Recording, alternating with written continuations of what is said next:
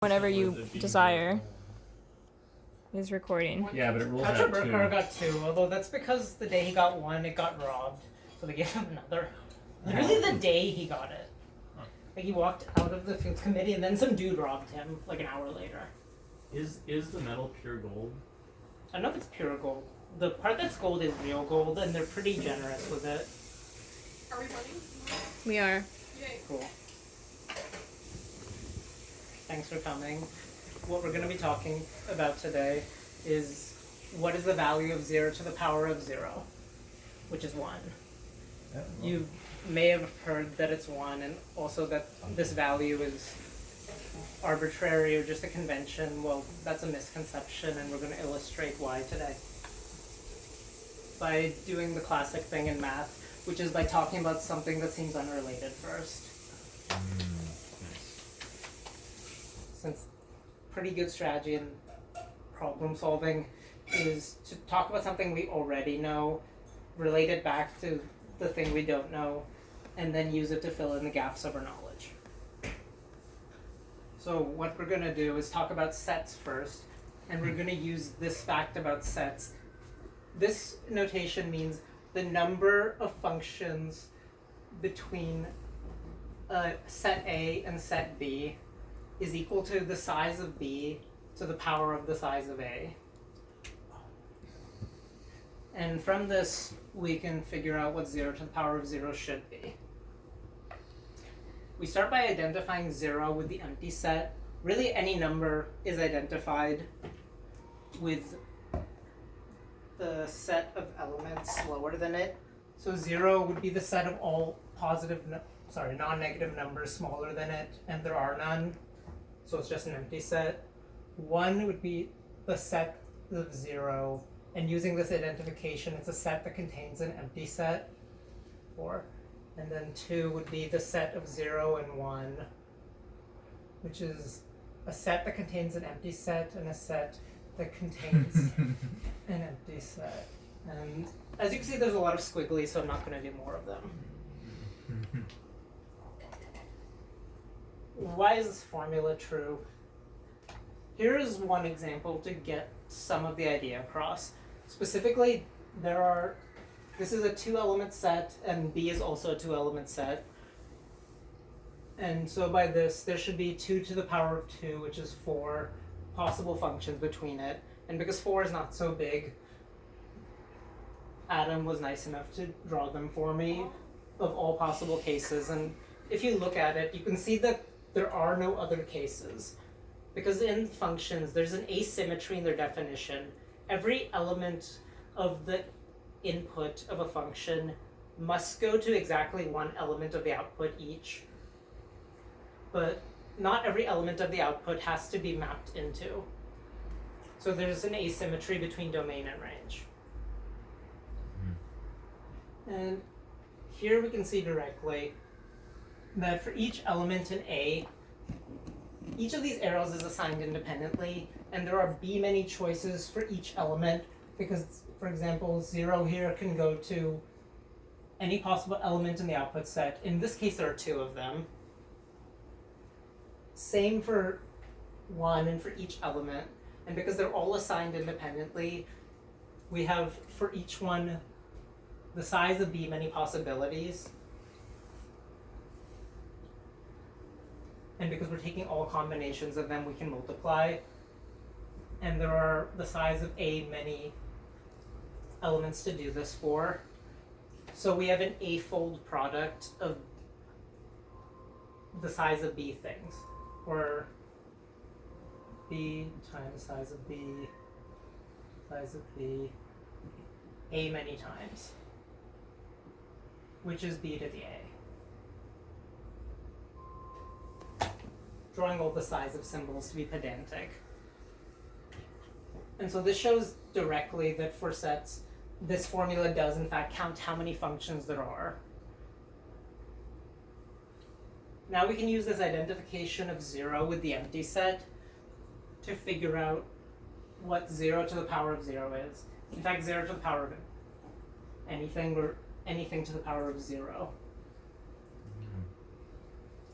0 to the power of 0 using this identification would be how many functions are there from the empty set to the empty set, or writing it like this.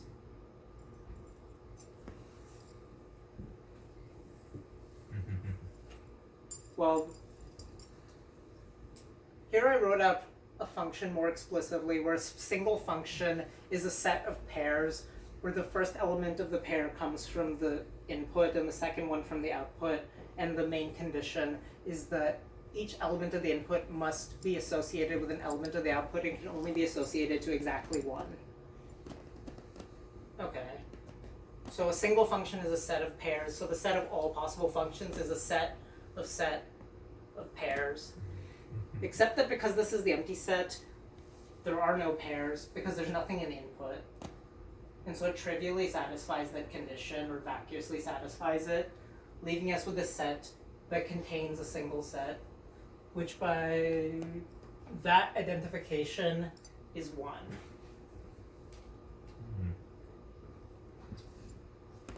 And that's what I meant by giving it the runaround. Like going down and across the whiteboard, we arrive at this to give a formula for what 0 to the power should be, which is 1. In fact, it shows you that anything at all to the power of 0 is also 1, because it's equivalent to saying the number of functions from a 0 element set, aka the empty set, to whatever. It doesn't matter what this is, because the elements in it will never be associated to anything, because there's no element in the empty set to associate them with. And therefore anything to the power of 0 is always 1. So 0 to the power of 0 is just a special case of that more general fact. That functions out of 0, there's always exactly 1. And a related fact is that mapping into a 1 element set, which I'm just going to draw as a single dot, from anything at all, there's also only 1. If that is empty, well, then this case holds. If it's not empty, say it's 3 points, all of them must go somewhere and there's only one place to go. And therefore there's only one possible function, which under this interpretation is equivalent to saying that 1 to the power of anything is also only 1. And erasing this. So anything to the power of 0 is equal to 1 to the power of anything. Which is 1. And now we're going to jump yet again to another area. And if you guys have done anything with computers, this one will be much more familiar. Specifically logic, like truth table, boolean logic kind of stuff, where we make 2 identifications. We identify 0 with the value false, and we identify 1 with the value true. And then we can make 2 more identifications. Well, we can make 4 more, but I just picked this one for ease of illustration. We can identify the operation of multiplying numbers with the logical and we can also identify the logical implication with exponentiation. And I will just sketch out the multiplication truth table real quick, and then I will just show this truth table as well. Where 0, 1, 0, 1, true, false, true, false,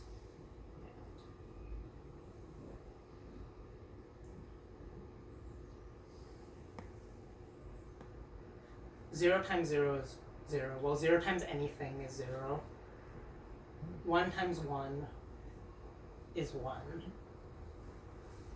True and true. Actually, I should write this in the other order to make it match up more cleanly.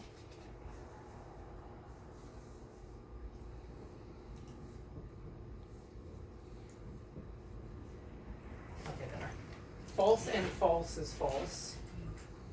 False and true is a contradiction and therefore also false. False, That's true and false is the same as false and true true is true. And you can see that if you just swap out the word and for multiplication, if you just go in the other direction of all these identifications, that these two tables are actually the same. 0, 0, 0, 1, 0, 0, 0, 1. So these are really saying the same thing, just with different symbols. And then from this, we'd see that implication, or rather what 0 to the power of 0 should be, is a side effect of the idea that false implies anything, which illustrated here. The part that's always kind of screwy is because of the notation of how powers are written, the a to the power of b is identified with like functions that go from b to a, which seems backwards, and that part's always kind of annoying. All I can say is I don't like it either. Well, because false implies anything, or that means false implies false, the entire implication is true, which is equivalent to 0 to the power of 0, which suggests from that also that the correct answer is 1. Also that anything to the power of 0 is 1 because false implies anything. And then it has more of the properties of exponentiation as well. Specifically, here. So this formula can be interpreted much more generally. The thing where you can take some power that's itself raised to a power and instead make it something to the power of a product, which I don't know when we learned it. Before 10th grade. Probably a decent bit before 10th grade. Well, we can rewrite this. In this case, I chose to use the logical interpretation specifically, because why not? Well, c to the a to the b is equivalent to c implies b implies a, because of that a to the b is like b implies a, so you have to do the flipping. And so you get c implies b implies a, which is equivalent by that. Actually, it's equivalent because you can just calculate these expressions manually and look at the truth tables, and I did not have time to sketch out the truth tables because it's kind of tedious, but you'd find that under this interpretation that the truth tables do work out the way they're supposed to for this formula, or this identification to hold. And so you get this correspondence between products and exponentials holds in generality. In programming, it's called currying or partial application. And it comes from this interpretation of an exponential as being a bunch of products that's indexed by however many elements are in the source A.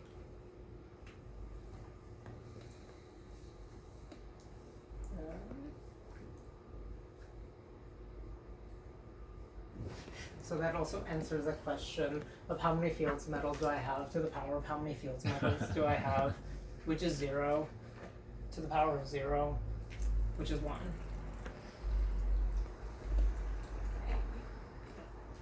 And the last line. And now that I've given you all the runaround, literally by just walking back and forth across the board, I hope you learned something new. Thank you. Mm-hmm.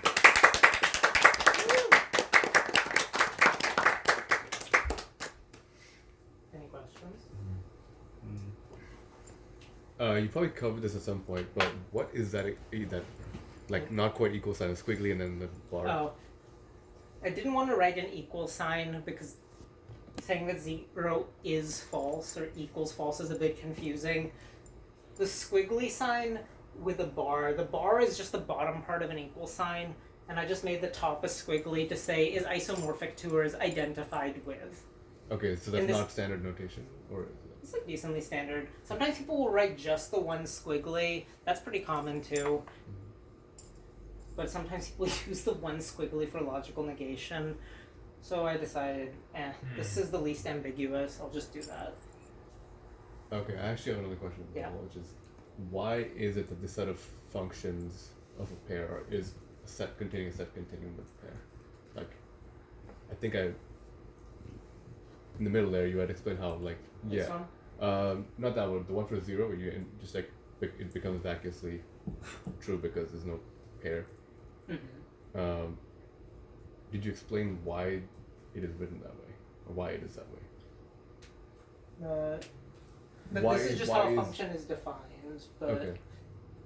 because it just captures the idea of a function being to everything in the source, you associate something that's in the target, and this idea of a set of pairs for a single function captures this well, and that's why to convert functions into sets it was defined this way. If you did something other than set theory, you could define it differently, but this is the standard way, and it does capture the intuitive idea of a function.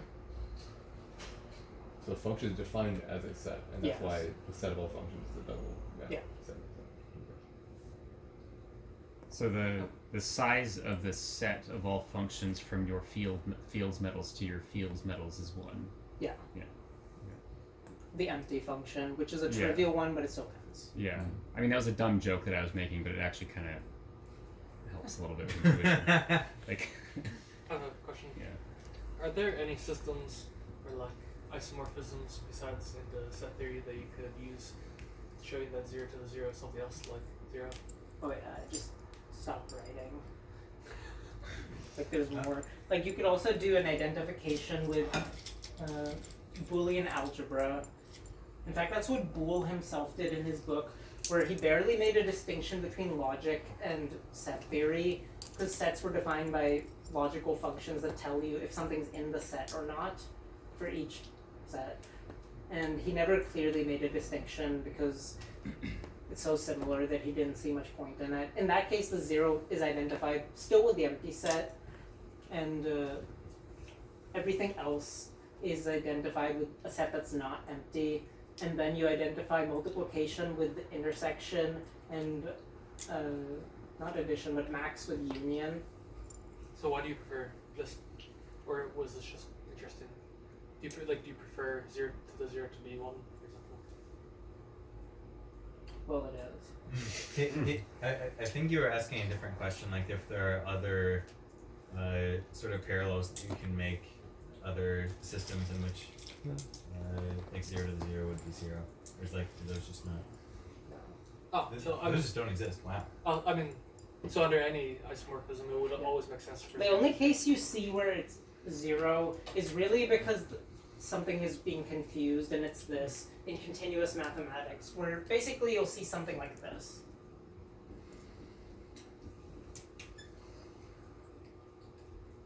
You have some x to the y, and both of them are going to 0 in a limit, and this can equal anything at all. Whoa. But this is really because the limit is hiding something. Like if you take the notion of infinitesimals, for example, all of these in the limit will look the same, but if you write them out, you'll see really aren't. Like, I'll use epsilon as a symbol for 1 over infinity to make my life easier. Epsilon to the power of 3 epsilon. Both of these are infinitely close to 0, because this one is just 3 over infinity, which is still infinitely close to 0, and therefore the limit is indiscernible from it, which is not equal to, say, 2 epsilon to the power of a trillion epsilon. But this will also just be 0 to the 0 in the limit. But this one, actually I'll leave out the 2. This one is 10 to the 4 bigger at least. The point is that these do not at all have the same value. Neither of their values are 0 though, actually.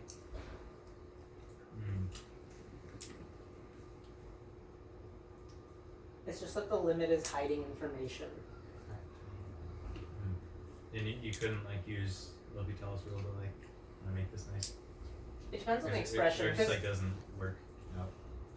It depends on what expressions there are. Like if it's really more of like f of x and g of y, which could be arbitrary functions. And then it depends completely on what the functions are. Sure. Like in many cases, yeah, you can figure it out explicitly. In other cases, if the functions are complicated, not so much in practice.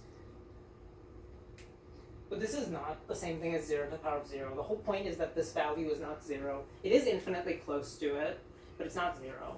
That's why dividing by it will give you a number that's infinitely big, but well defined, unlike dividing by actual 0. This is the only case you will see if you actually look through literature where this is indeterminate.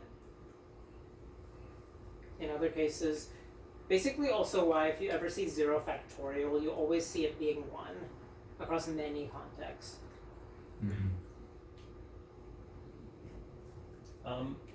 So I guess you've shown us two different kind of situations.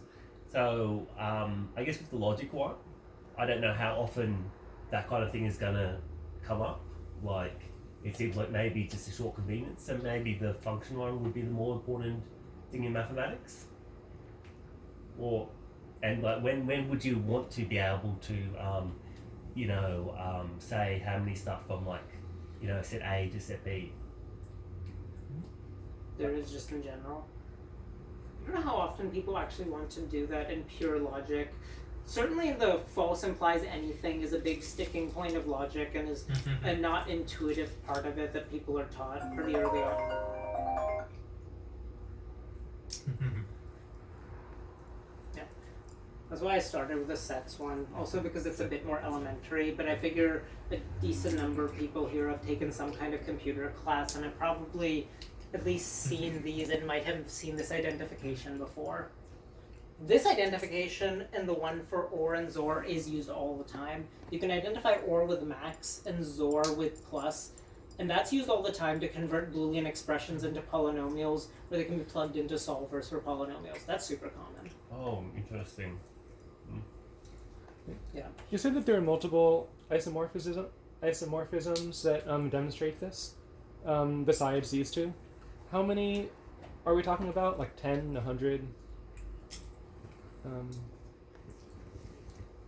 No. You could just make them up, right? Like, I could make one up. May I? I mean, imagine there must be. These are two pretty interesting different types of examples. So I imagine there must be some particularly novel isomorphisms in other fields or something like that. This is Different where types of mathematics. the field of category theory comes in, because you can abstract all of these, and in any category that has exponential objects and products, you could go all the way up to that one. Yeah. In any category with exponential objects, I think the 0 to the 0, or whatever is equivalent to the initial object of that category, under exponentiation will still show this property, which probably is not that clear, but it gives you somewhere to Google. So what's the operation you're going to define? Yeah, what are you doing? Okay, so to explain Alert's thing more clearly, say you're trying to see the path between the empty set and the empty set. Like, how many paths are there?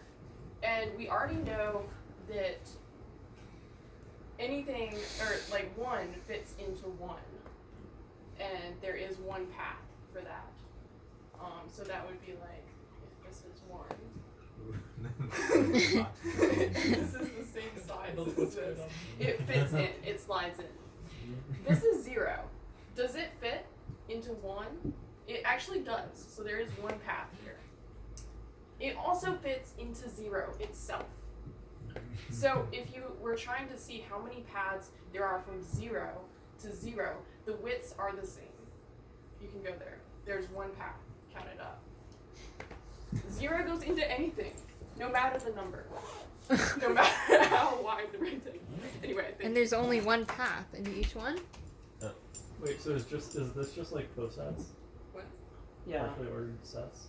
Yeah, using the Those don't have Boolean algebraic structure though. using the set intersection union one, implication is equivalent to saying one set is contained within another, Is that and what you then were 0 to going the for? power of something is saying that the empty set is contained in this set, in any set. I was just trying to understand what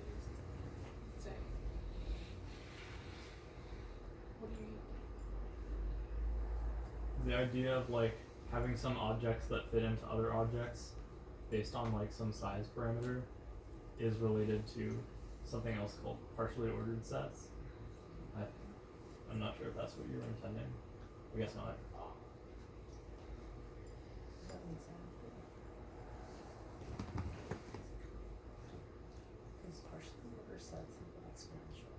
No, they don't have algebraic structure in here.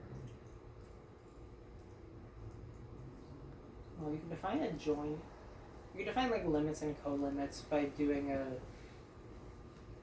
greatest lower bound and least upper bound. So I'm not so sure about that, but never mind. Yeah. I'm not totally clear on. So this right here, where you get the number of sets between functions A and B. If these functions, or rather, if this is not just like numbers, if these are actual, useful functions, let's say, is this in fact really evaluated? Can it be evaluated? Can you take B to the A, where B and A are like complicated functions and not just like numbers? Any functions between finite sets, no matter how complicated the actual functions, are caught somewhere in there. The only real condition is that these have to be finite. You can even weaken that by saying they're cardinal numbers, but not going there.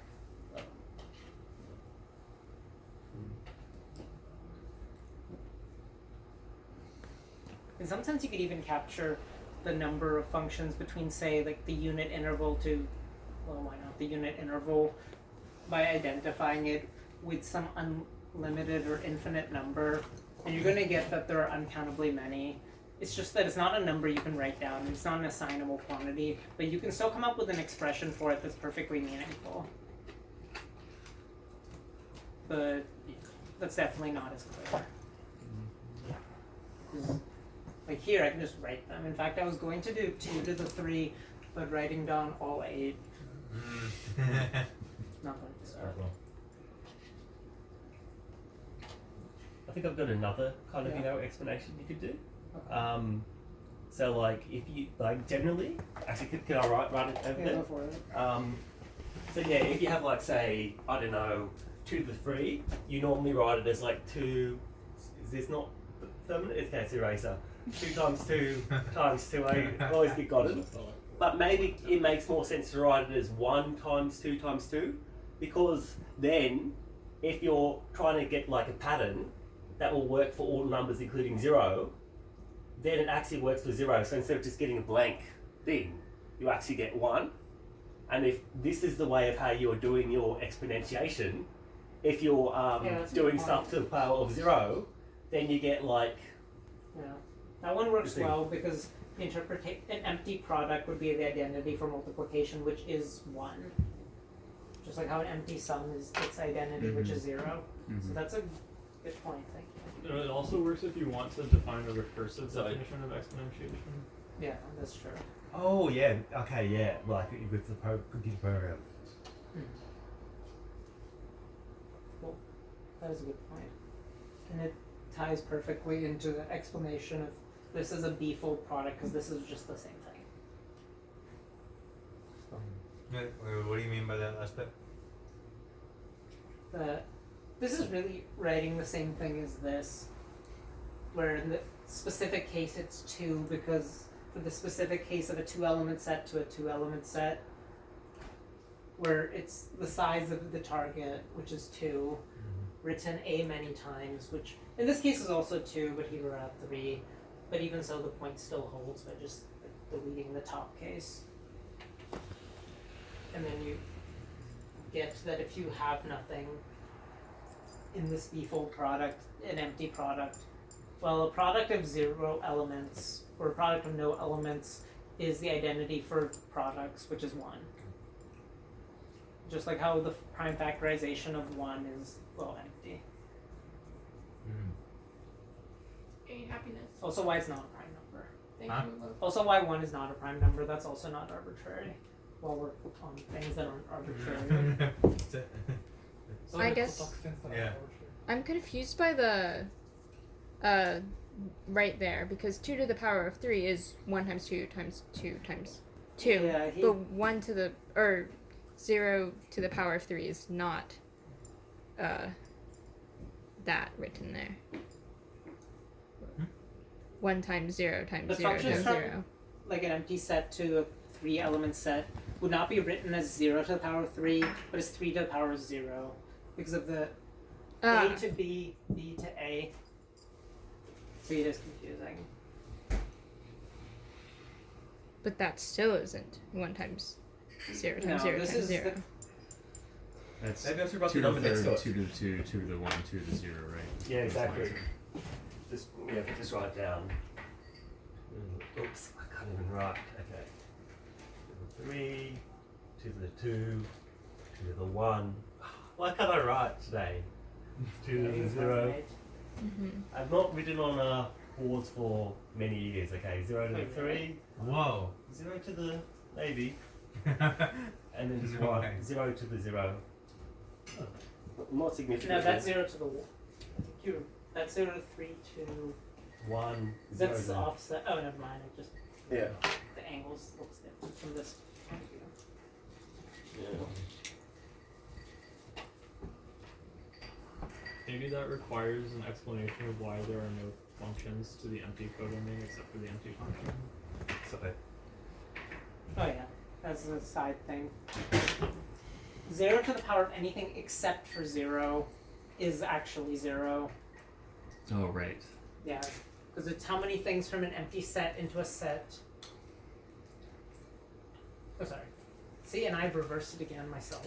From a set that's not empty, I don't know, the simplest case. A set with a single element to an empty set. Because of the asymmetry in function definitions, every point in the source has to go somewhere, but there's nowhere to go because this is empty.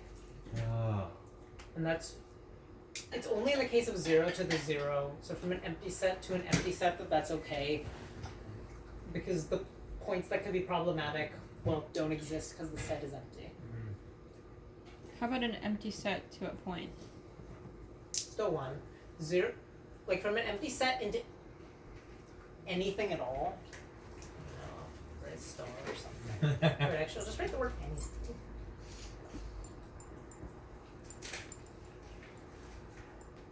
It doesn't matter what this is at all, because in this definition of pairs, you never even look at it really. Because you have to start by looking at each thing in the source and figuring out where it should go, but as soon as you start, you're already done because there's nothing in the source. So there's nowhere. It doesn't matter if there's nowhere or everywhere for it to go.